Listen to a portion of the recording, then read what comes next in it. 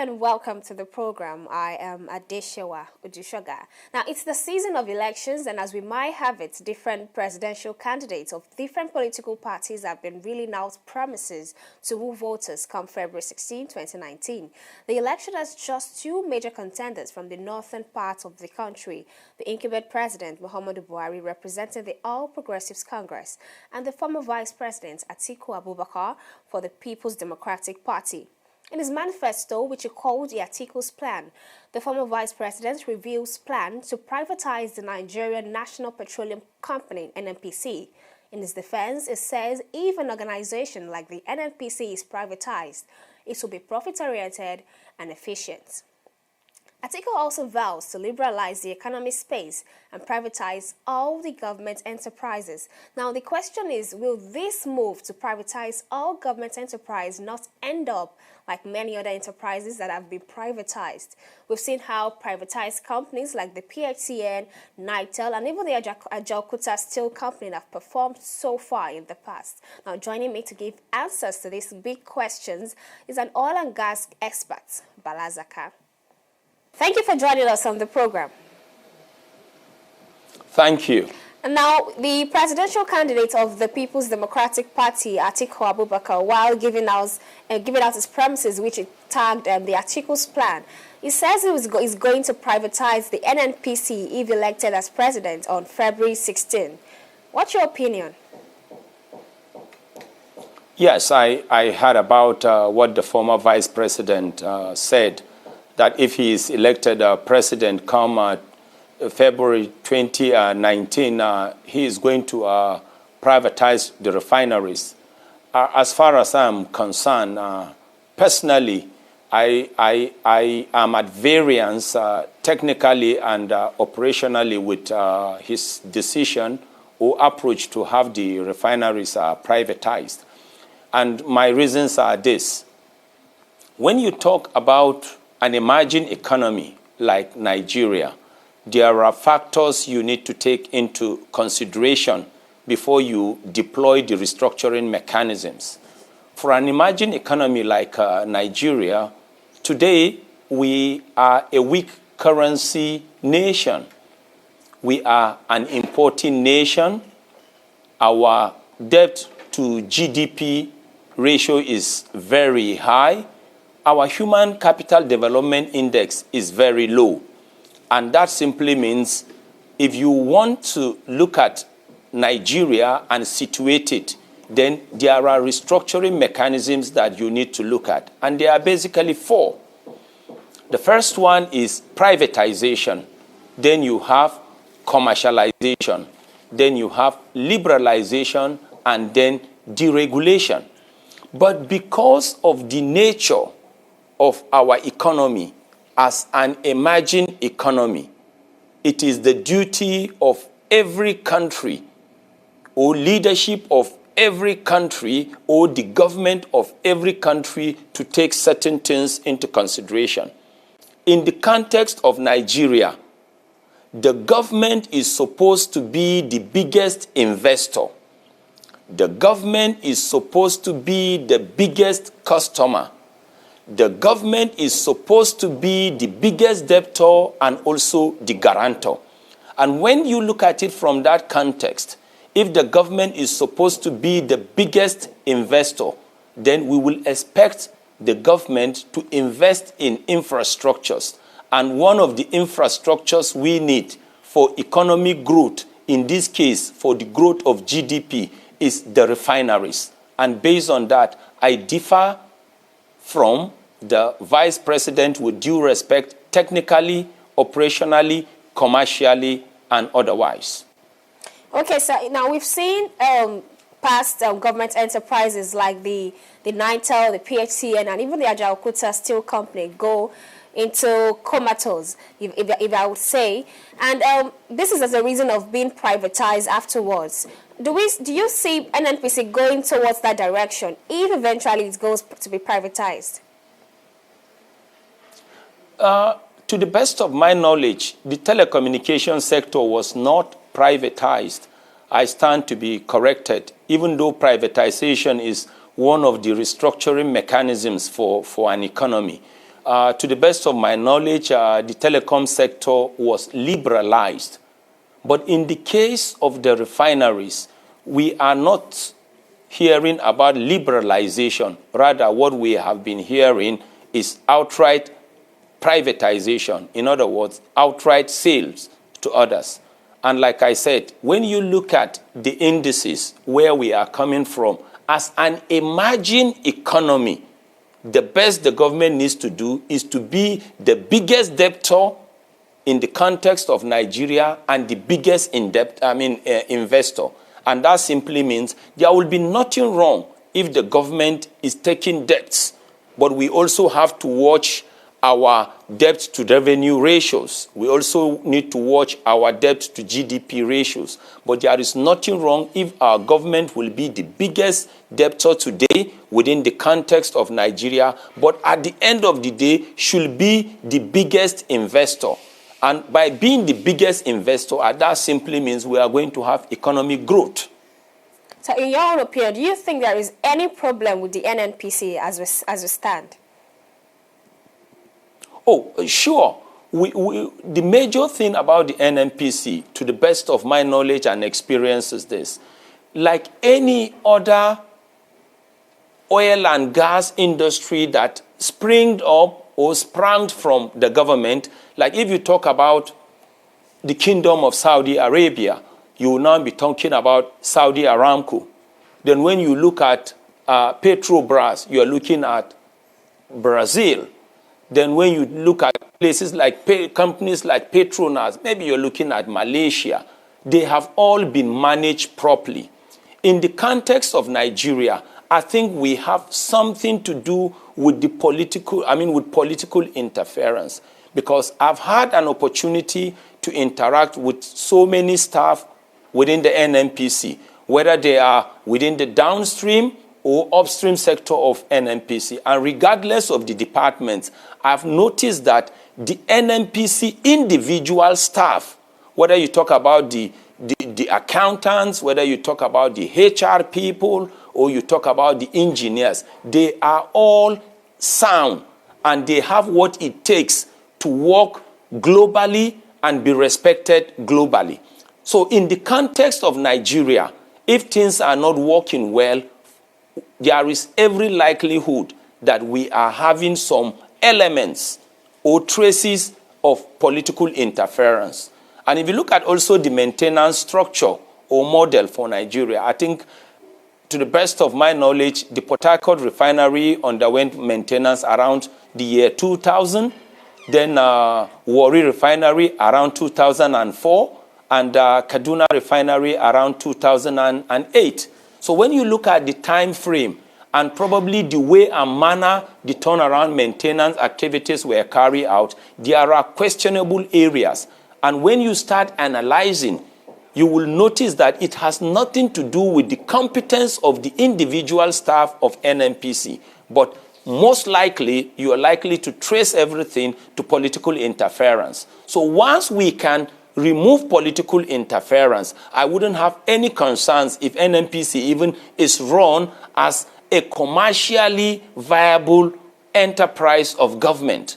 But as long as we allow political interference, even if we privatize, there is every likelihood that this country's economy will still grind to a halt. Because we did the same with the legendary NEPA. But till today, we are suffering from energy problems. But I am not for privatization. Looking at some of the indices of our emerging economy, the best I can go for is liberalization or commercialization. But definitely not privatization and not deregulation of the downstream sector. So could you please be more elaborate, the difference between the privatization, liberalization, and commercialization? Because the former vice president, while talking about privatizing the NNPC, gave the excuse of making it more profit-oriented. There is nothing wrong. You see, one thing we need to get clear also is this. When you talk about government, government is different from pure business. The pure businessman is about profit maximization and cost minimization, not minding what happens to the customer. But when you talk about governance, it is about the provision of goods and services. And that's why when you even discuss the accounting of public sector, in this case, government, the accounting is done on cash basis. Then when you look at the private sector, the accounting is done on accrual basis. So the key thing we have to have at the back of our minds is this. Government is, first of all, about the provision of goods and services. And that does not mean it cannot be done in a viable manner. But there is every likelihood that profit maximization may not be the objective, but to improve the developmental qualities of a country. Because the first thing the government needs to do is this. When they provide goods and services, what you get from goods and services will basically be economic growth in numbers, and that means the GDP will grow. Then from the growth of the economy now, government will now move ahead and enhance economic development. And that simply means the growth of the GDP is one thing, then economic development now will come through the practical manifestation of improvement in our health system, in the quality of education, quality of our roads, and general national infrastructures. Now, you talked about political interference being one of the major problems being faced by the NNPC. So how do we avoid this? How do we stop the political interference without privatizing the sector? Well, when you talk about political private interference also, the only thing that will stop it is political will. Political will stop or stamp out political interference. And that simply means the government of every country has the power to stamp out anything that government wishes to stamp out. And that was why we said, for an economy like Nigeria, whether we accept it or not, the government is the biggest debtor. The government is the biggest investor, the government is the biggest customer, and the government becomes the biggest guarantor. If the government wants to do it, the government can put control measures. But one thing I will continue to reiterate or emphasize is we should move our minds away from the individuals that work within NNPC. Whether we're talking about the managing director, the executive director, the group general managers, the engineers, the accountants. These are Nigerians that can excel everywhere if you take them globally, provided global practices are allowed. So the only reason why they are not excelling in Nigeria has to do with externalities, and in this case, external interference. And most of the time, my brain tilts towards government interference. So, sir, talking about NEPA, talking about NITEL, talking about Jakarta Steel Company, do we still have hope in these sectors? Now, we know it has been privatized and we face a lot of problems in this sector. Is there a likelihood that we can bring them back to life and what it used to be, and even better? Well, at the end of the day, it depends for the legendary NEPA, right? And other sectors that are not doing well. It depends on the kind of agreement that the government of our country went into. If it is a kind of understanding where the contract is irrevocable but will only be renewed, then they need to look into that, maybe for future relationships. But if it is a contract that can be revoked, then there is nothing wrong in repudiating a contract if at the end of the day you notice that what you needed for your citizens or your electorates are not being achieved. Because when you talk about NEPA, for instance, legendary NEPA, the essence was to make sure we have sufficient power and energy. And energy is the driver of any economy. So if that pedestal on which you intend to drive your economy appears not to be holding effectively, there is nothing wrong in government coming in to do something about it. Energy is needed because when you talk about energy, the strategic domestic sector, strategic industrial sector, and the strategic commercial sector require energy to make sure an economy is driven. And if that driver or that pedestal that you are supposed to use to drive your economy is threatened, as a country and as a government, you have every powers to look into the contract and, if necessary, repudiate it or do something about some of the clauses of the contract to make sure your entire country is not grounded into a kind of cul-de-sac. Something must be done to make sure an economy of a country like Nigeria, which is supposed to be the continental hub of Africa, is not allowed to grind to a halt or a cul-de-sac. So, lastly now, is it safe to say that corruption is one of the contributors of these problems we have in this sector? Definitely. I mean, when you talk about interference, in this case, we are looking at it from the context of probably corruption. And you know, corruption can be looked at in different ways. If you recruit the wrong people, corruption is there as an index. If for any reason contracts are inflated, then there is a corruption index there. If during procurement proper procedures are not followed, then there is a corruption index there. When you are awarding licenses for respective services, if proper procedures are not followed, then corruption index is likely to rear its head. So at different levels, corruption indices can come up.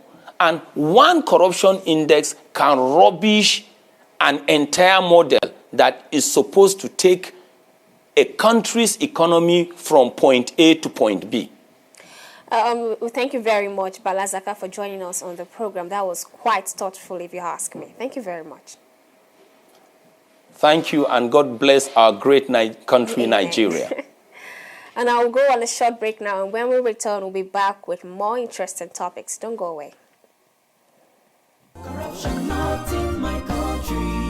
It's about the files your secretary presented to me regarding the company's salary. Yes, the figures don't seem to add up. I suspect there's some form of a discrepancy. Precisely, sir. Keep the figure that way. That's not doing, sir. That's my money. I'm sorry, sir. I can't do that, sir. See how padded your teeth are. Are you telling me you cannot pad up figures? Sir, padding is against best auditing practices, and it's a form of corruption. It's true. Accountant. You were testing. Thank you, sir. That's it. Bagole. Yes, sir. You are fired. Fine. Yeah. Fine, sir. Rather than watch corruption grow under my watch. Padding is a form of corruption and not in my country, sir. Corruption not in my country. Stop corruption now. Welcome back. Moving on, the President Muhammadu Buhari has just signed the Executive Order 7. Now, one interesting thing about this order is that it would allow private sector fund the construction of some major roads in the 6 geopolitical zones in the country. The order, which is themed Road Infrastructure Development and Refurbishment Investment Tax Credit Scheme, is a policy to source alternative funding for infrastructure, including road and electricity projects.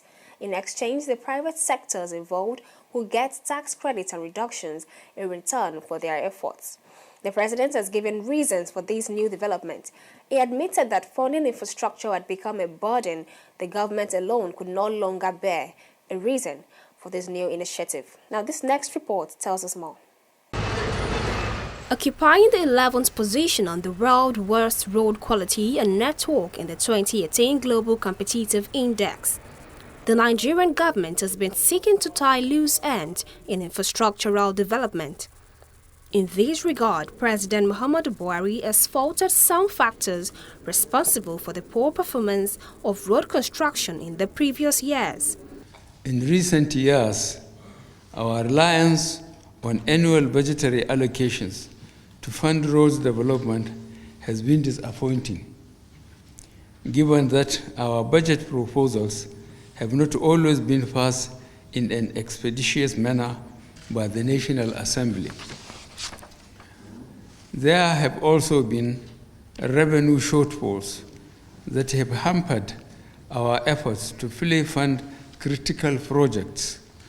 Furthermore, at the inception of this administration, we met a significant backlog of local contractors' debts, which as a responsible administration have undertaken to clear. In order to bridge the gap of road infrastructure in the transportation sector, the President has now signed an Executive Order 7, which allows private companies build federal roads in the country. The President is also seeking the cooperation of local and foreign stakeholders across the country in the execution of road projects. Through this scheme, companies that are willing and able to spend their own funds on constructing roads to their factories or farms will recover their construction costs by paying reduced taxes over a period of time. We shall ensure complete transparency in these setups. I call on other local and international investors, as well as state governments, to embrace this roads infrastructure development scheme.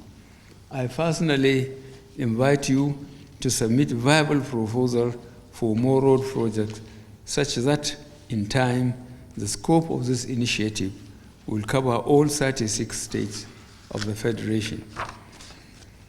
I note the prudent fiscal risk management measures which the Minister of Finance has adopted to protect the integrity of this program.